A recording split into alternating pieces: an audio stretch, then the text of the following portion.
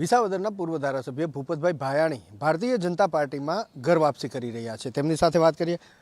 ભૂપતભાઈ, આમ તો ભાજપમાં જ હતા અને ફરી પાછા ભાજપમાં જાઓ છો. કઈ તારીખ, કયું મુહૂર્ત નીકળ્યું છે?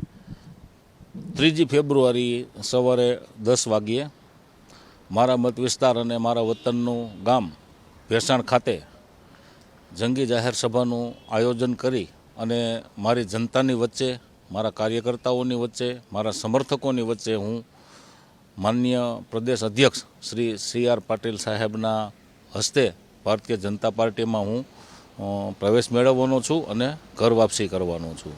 ભૂપતભાઈ, તમે જોડાશો, સ્વાભાવિક રીતે વતનની અંદર જાહેર સભા છે.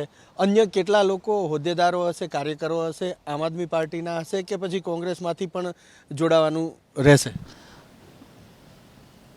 લોકશાહીમાં કોઈ પણ વ્યક્તિ, કોઈ પણ મતદાર, કોઈ પણ કાર્યકર્તા એમને સારું લાગે એ પાર્ટીમાં જવાનો એમનો અધિકાર હોય છે.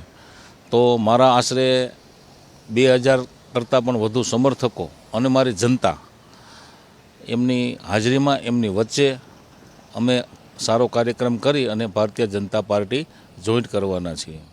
અચ્છા ભૂપતભાઈ, જો બેઠક ખાલી પડી છે, લોકસભાની ચૂંટણી આવે છે, એટલે સ્વાભાવિક રીતે ફરી એ બેઠકની પેટા ચૂંટણી પણ આવશે. પેટા ચૂંટણી ભૂપત ભાયાણી લડવાના છે કે પછી સંસદની ચૂંટણી લડવાના છે? ના, લોકસભા ચૂંટણી લડવી એવો મારો ક્યારેય ગોલ રહ્યો નથી અને લોકસભા હું લડવાની ઈચ્છા પણ ધરાવતો નથી. મારે મારા વિસ્તારના કામો, મારા વિસ્તારના વિકાસના કામો, મારી જનતાની સેવા કરી શકું, મારા ખેડૂતોની સેવા કરી શકું અને સારા સામાજિક કાર્યો કરી શકું, એટલી જ મારી રણનીતિ રહી છે અને એ જ મારો મુખ્ય ઉદ્દેશ રહ્યો છે.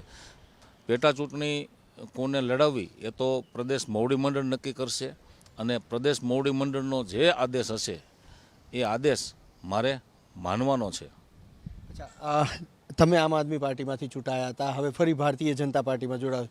લોકસભાની ચૂંટણીમાં એ બેઠક, તમારી જે લોકસભા બેઠક આવે છે, એવું માની શકાય કે હવે 5 લાખની લીડ જે CR પાટીલ કહી રહ્યા છે એ નીકળી જશે?